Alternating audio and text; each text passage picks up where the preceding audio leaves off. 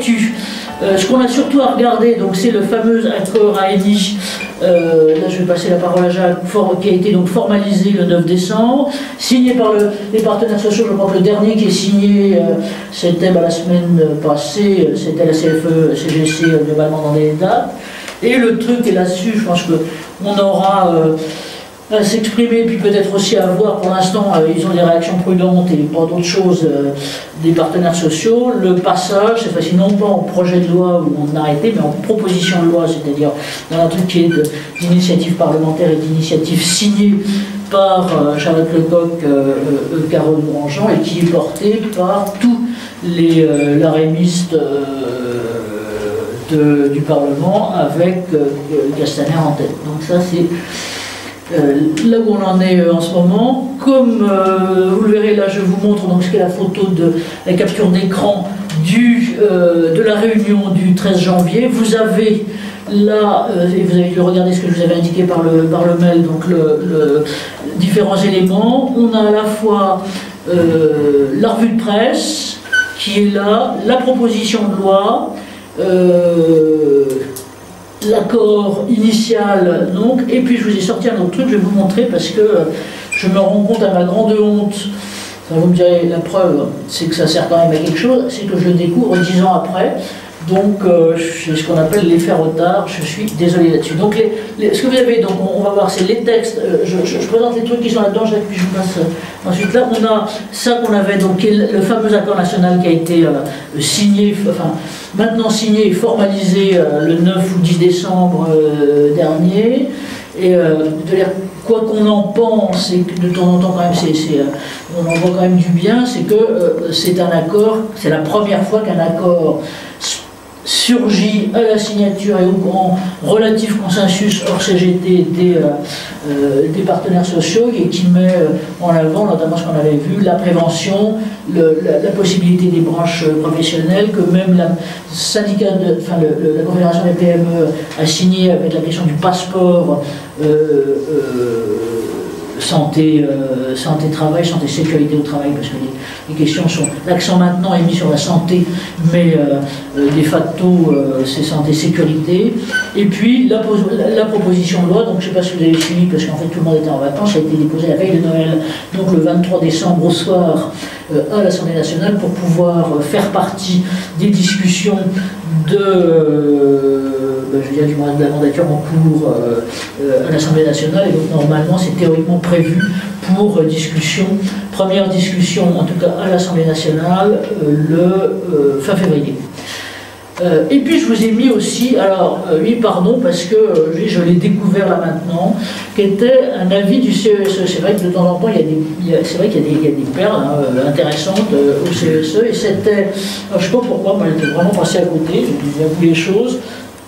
Un document qui était un avis présenté par Christian Delachery. Alors peut-être que j'avais des préjugés idiots, parce que c'est effectivement c'est un CGT et autres, et dont j'ai appris d'ailleurs récemment, que je ne savais pas, c'est que c'était la plume de Bernard Thibault en fait. Et donc sa parole commence à s'ouvrir là maintenant, donc il n'est plus maintenant au CESE, mais donc il a sorti en 2010 un avis, et vraiment lisez-le parce que c'est bien intéressant, sur ce qu'était à l'époque très à la mode, mais qui continue de l'être et sur lequel on se posait pas mal de questions, et qui était la certification, non pas des services de santé au travail pour l'instant, mais des entreprises, et c'était la question qui était posée. Et en fait, il va l'ouvrir, il y a une analyse justement de ce qu'est la nécessité de certification pour les acteurs et les intervenants, et particulièrement pour les services de santé au travail, avec qui est susceptible de faire ça, et vraiment ça vaut le coup parce que c'est bien foutu ce machin. Voilà. Donc en gros, voilà ça. Alors, ce que je vous propose, c'est qu'on regarde 3 minutes ce que vous avez. Pourquoi ça afficher tout le monde? Bon. Ce que je vous ai mis en revue de presse. Je le fais très vite là, parce que ça donne quand même une tonalité là-dessus. Ça s'affiche quand même. Et donc, c'est bon, vous en aviez là en décembre, je vous en donne là, et donc voilà, je trouve que la tonalité est donnée vraiment bien par l'article du Monde, c'est réaction prudente des partenaires sociaux. Donc sachant que ça a été, ils disent bien les choses, déposé par la majorité LAREM. Donc si je peux me permettre, la vraie question, elle est... Alors ça peut rien d'autre, ça peut passer très très bien, mais ça peut aussi à un moment s'interroger, je dirais, sur ce transfert de légitimité avec un truc qui a été signé par les partenaires sociaux, porté par eux et autres, et qui d'un seul coup, alors on voit bien l'intérêt pour le gouvernement de le faire porter en proposition de loi plutôt que en projet de loi, parce qu'ils ont besoin de remobiliser leur majorité là. La question c'est que le transfert ou autre, comment ça passera, bon, voilà. Donc ça c'est la question qui est posée par le monde, je vous le montre là maintenant. Et puis donc la tonalité des Échos avec ils veulent aller plus loin que l'accord, et donc ça va être aussi l'une des questions de on s'entend sur un truc, est-ce que vous voulez aller plus loin, bon voilà. Ça peut se retourner dans tous les sens. Là vous avez le communiqué de FO, c'est gentiment dit, ça manque encore d'ambition. Là vous avez un journal plutôt CGT de Saône-et-Loire sur, ça ne correspond pas aux réalités vécues par les salariés, mais c'est la position de la CGT là-dessus. Vous les lirez, c'est pas mal. Bon, l'usine nouvelle là, qui nous fait un truc sur c'est le plus efficace, et puis là c'est la version, je dirais, pour les nuls et plutôt bien foutue de Net PME, et Net PME c'est le canard pour les PME des éditions législatives, dont c'est toujours sur ce type de texte les articles les plus complets, les plus intelligents là-dessus. Donc vous lirez ça, ça vaut le coup sur les 10 principes là-dessus, pardon je vous les passe vite. Et puis alors il y a les boulets rouges qui commencent de certains avec la proposition de loi est moins pire que, mais encore une fois bon. Voilà, Mediapart là aussi, mais c'est le même hein, qui prend une tribune à la fois bien sociale et à Mediapart là-dessus. Donc voilà, et puis les trucs grand public avec les questions qui peuvent se poser de ce côté-là, et puis les inévitables interviews des uns et des autres. Voilà, donc regardez ça, voilà, c'est pas inintéressant. Alors peut-être Jacques, maintenant si vous voulez bien, peut-être si vous aussi vous pouvez déjà mettre dans le chat, et puis on fera un tour après la présentation, peut-être Jacques votre opinion là-dessus. Moi je voudrais dire un mot sur le rapport de l'Acherie qu'a évoqué Anne-Marie, pour dire que c'est effectivement un excellent document, même s'il date maintenant de près de 10 ans, et c'est une recherche de voir ce qui pourrait être fait en matière d'assurance sécurité santé au travail par la certification, l'idée étant un peu inspirée par ce qui a réussi dans le domaine de la qualité. Cela dit, le rapport est très intéressant à lire. Il n'y a pas de suite, et à mon avis la suite se bloque sur deux idées. L'une, mais il s'agit des gens, et les gens c'est pas des objets, donc il y a une nature très différente. Et puis ensuite, certifier c'est constater, et il y a mieux à faire que de constater, c'est progresser. Bon alors bravo pour ces idées-là, et puis c'en est resté là tout en étant encore en chantier. Je redis bien qu'il s'agissait de l'idée de certifier les entreprises.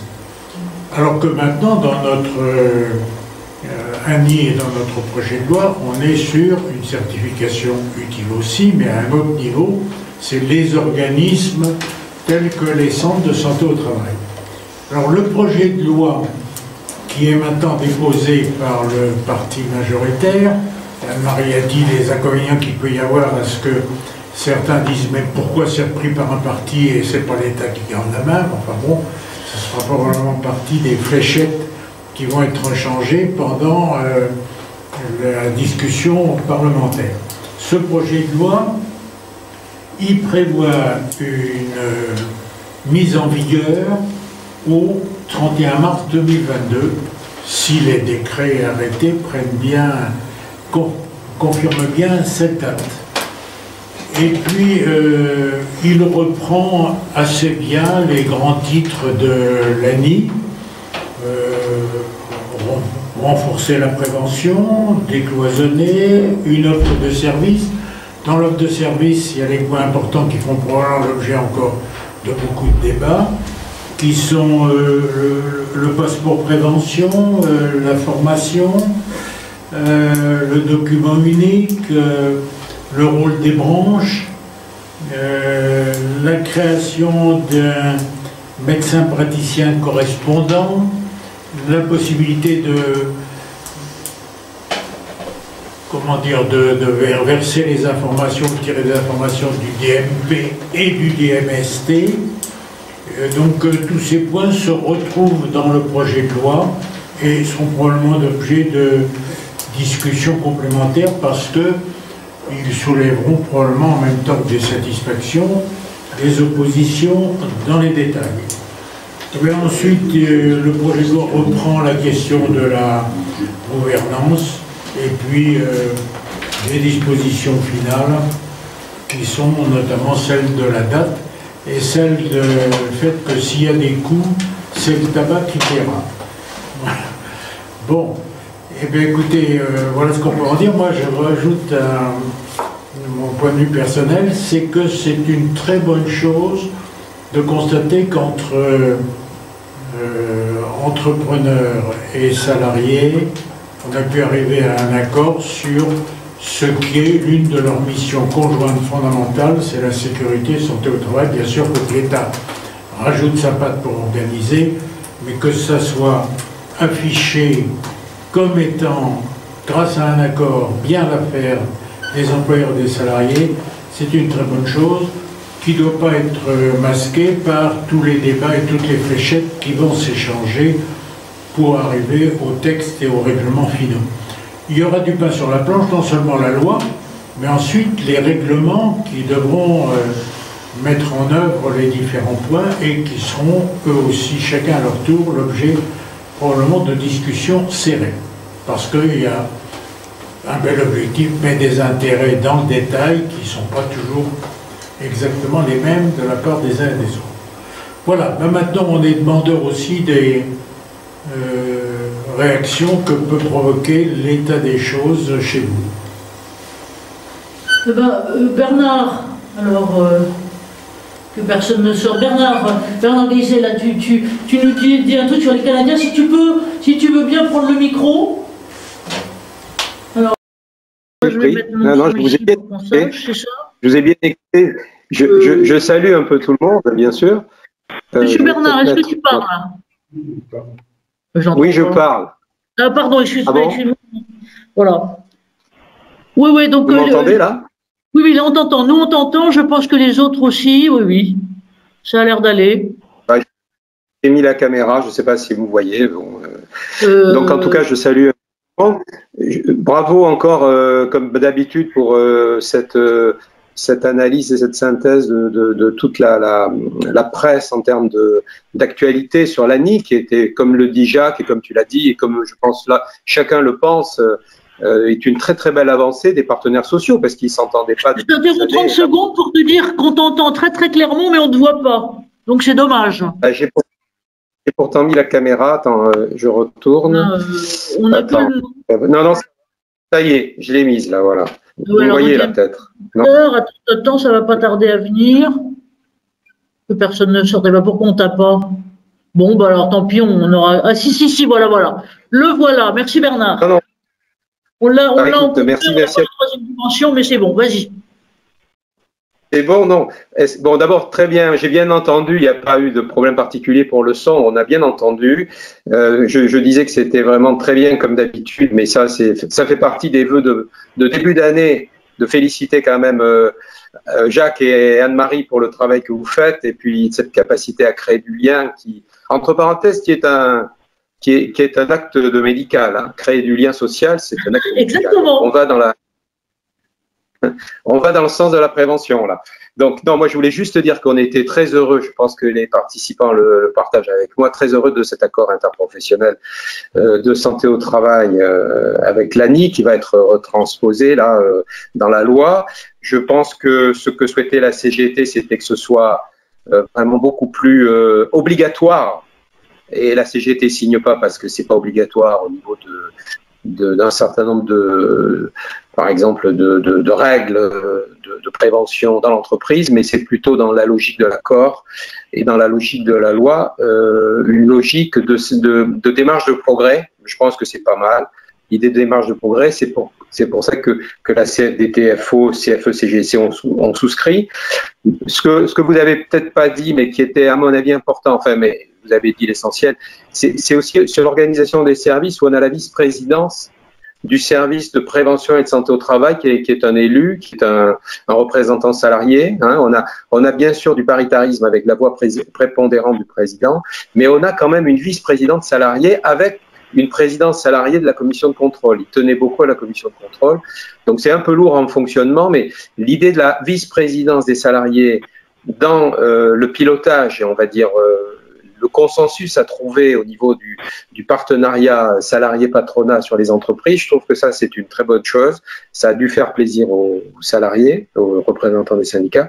Et ensuite, je voulais simplement dire que... 30 secondes, mais je pense que c'était la condition sine qua non pour qu'ils signent. Hein. Jacques, il y aurait absolument. si tu freinais. Beaucoup. Oui, absolument. Et d'ailleurs, de Lachery, dont tu parlais, qui avait déjà beaucoup travaillé sur la santé au travail, puisqu'il était au Conseil économique et social, il voulait la parité. Hein, il voulait, donc ça posait problème, puisque l'Assemblée générale des services de santé au travail, elle est quand même, on va dire, prépondérante pour la définition de la cotisation et la définition des actions. Donc l'Assemblée générale, c'est le représentant des employeurs. Donc ça posait problème avec un président salarié, avec une Assemblée générale qui était représentée par les employeurs. Donc ça fonctionne pas au plan juridique, mais avec cette vice-présidence, ça fonctionne. Voilà, donc ça c'est bien. Ce que je voulais simplement dire aussi, et vous le savez peut-être, mais les Canadiens ont une norme qui s'appelle Entreprise en santé, et c'est une norme qui inspire énormément de Lachery, qui inspire énormément pas mal de personnes, et je pense que la plupart des participants la connaissent. Alors, les partenaires sociaux n'ont jamais voulu avoir de normes en France, et donc on n'est pas sur la logique de normes, mais on est sur la logique de certification. Donc c'est un peu la même chose, mais c'est plutôt volontaire. Voilà, mais peut-être que certains participants voudront éclairer ce que je raconte. Moi, je voulais simplement dire qu'on attend maintenant la loi, et ce que veut appuyer aujourd'hui, d'après ce que j'ai vu, les deux parlementaires, c'est-à-dire Charlotte Lecoq, j'ai été moi auditionné par Charlotte Lecoq là sur la préparation de leur texte, mais ils veulent appuyer sur beaucoup plus de santé publique, santé au travail. En particulier, ils sont en train d'écrire au Premier ministre, vous l'avez peut-être vu, pour demander à ce que les services de santé au travail participent et contribuent à la vaccination pour le Covid. Hein. Et cette vaccination, et c'est vrai qu'elle est légitime en termes de démocratie sanitaire, parce que c'est rassembler tous les moyens dont on dispose pour éviter que la propagation du virus se fasse, et que on fasse encore une fois dans certaines parties du pays des confinements, des closures, etc., et qui empêchent au fond l'économie de fonctionner. Donc la mobilisation des médecins du travail à la campagne de c'est une demande actuelle de Charlotte Lecoq et de Carole Grandjean, et c'est certainement aussi quelque chose qui va être forcé un peu dans le texte et dans la proposition de loi, beaucoup plus de participation à la santé publique des services et des médecins et des équipes, généralement des équipes de santé au travail.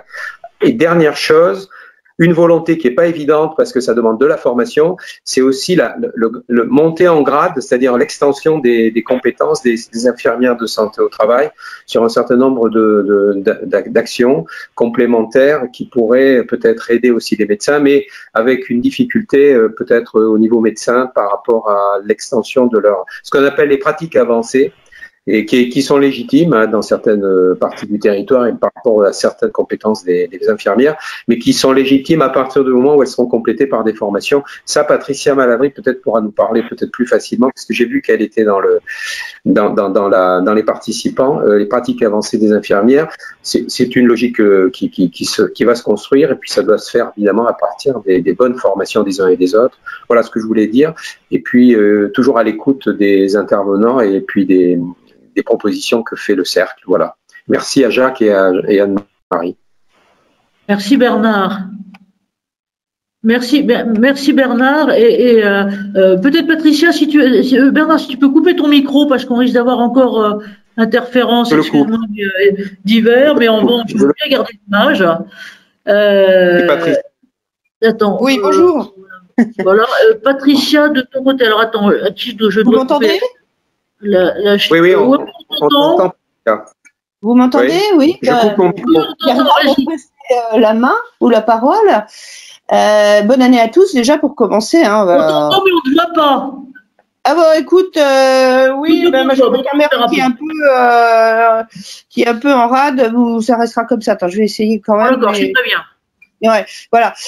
Donc, qu'est-ce que je veux dire? Oui, Bernard, c'est vrai que les pratiques avancées des infirmiers et des infirmières, parce qu'on a quand même aussi des messieurs dans nos services et qui sont infirmiers et qui sont d'ailleurs très compétents et qui sont raison. oui, c'est vrai, qui sont très moteurs dans la démarche. Et aussi l'ordre infirmier. Je sais qu'au niveau national de l'ordre national infirmier, il y a un groupe de travail qui a presque terminé ses travaux sur justement santé travail et rôle mission limite, parce qu'il y a des limites aussi quand même, et limites pour les pratiques des infirmiers et infirmières en entreprise et les conditions de mise en place. Donc, à mon avis, les résultats de ce groupe de travail du Conseil national de l'ordre infirmier alimentera le travail des parlementaires également. Je sais que le Conseil de l'ordre des médecins est consulté aussi sur ce sujet-là. Donc, va y avoir beaucoup d'écrits et le programme continue. Voilà. Je ne sais pas si ça te convient comme... Oui, merci. Donc ça, c'est bien. Effectivement, on voit monter d'autres acteurs. Dans les autres acteurs, il y a aussi, donc là, je pense que ça va pas forcément être simple à mettre en place, mais en même temps, ça suscite aussi beaucoup d'espoir. C'est la montée des médecins de ville alors on l'avait, je dirais, de façon petit peu à l'état de trace ou un peu plus que ça, puisque ils pouvaient intervenir notamment pour les apprentis.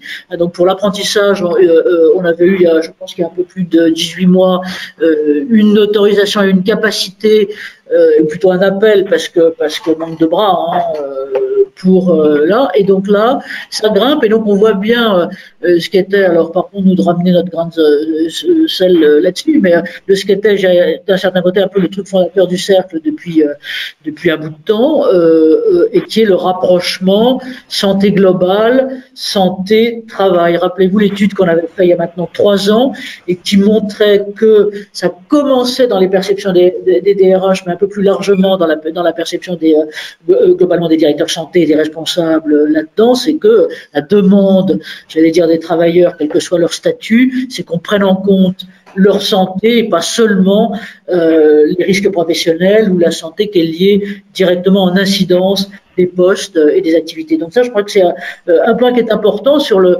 santé globale, santé travail, One Health, finalement là-dessus. Et puis l'autre chose, alors là aussi c'est marrant parce qu'on a vu le COPT et autres fluctuer de ce côté-là. Donc encore une fois, on verra ce qui sortira parce qu'il peut se passer tout et le reste, comme toujours quand on est en vote, en analyse de ce type de truc, mais c'est le côté sectoriel et branche professionnelle avec des approches qui sont spécifiques selon les métiers et les types d'activités. Ça, je crois que c'est aussi globalement l'un des éléments un peu forts là-dessus. Est-ce qu'il y a d'autres remarques sur ces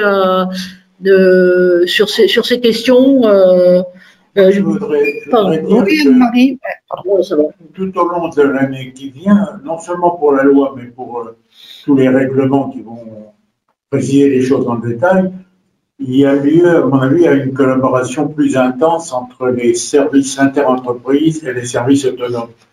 Ils sont tous les deux impliqués dans des sujets tels que quel est le socle, comment est-ce qu'on certifie, comment est-ce qu'on forme les médecins praticiens correspondants.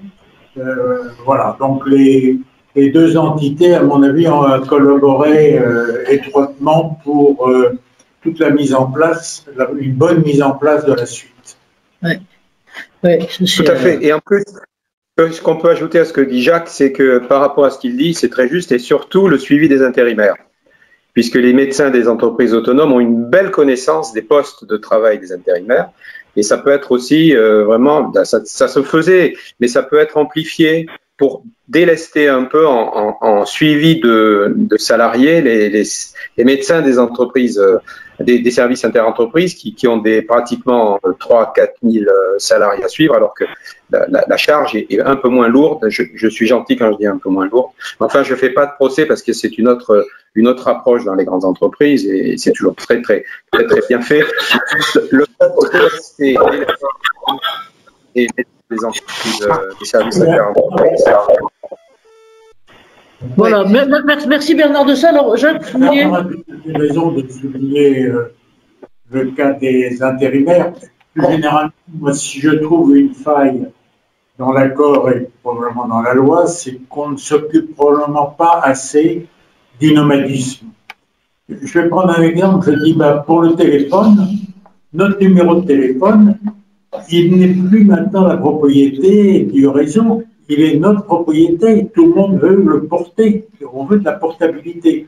En matière de santé, moi je trouve qu'on ne va pas assez loin dans la portabilité des informations, etc. Et l'exemple des téléphones portables montre ce qu'est la vie moderne. La vie moderne, je n'accepte plus que mon numéro de téléphone soit la propriété d'Orange. C'est la mienne, je vais chez Free, je l'emmène. Dans ma santé, il faut aussi considérer que la population est de plus en plus nomade et qu'il faudra l'emmener. Et là, la loi et l'accord ne vont peut-être pas assez loin parce que c'est fait par des partenaires qui sont des partenaires qui voient les situations stables. Je suis employeur, je suis salarié, et bien ils discutent entre employeurs et salariés. Et le nomade qui est en train de changer n'est peut-être pas assez considéré. Voilà, une digression.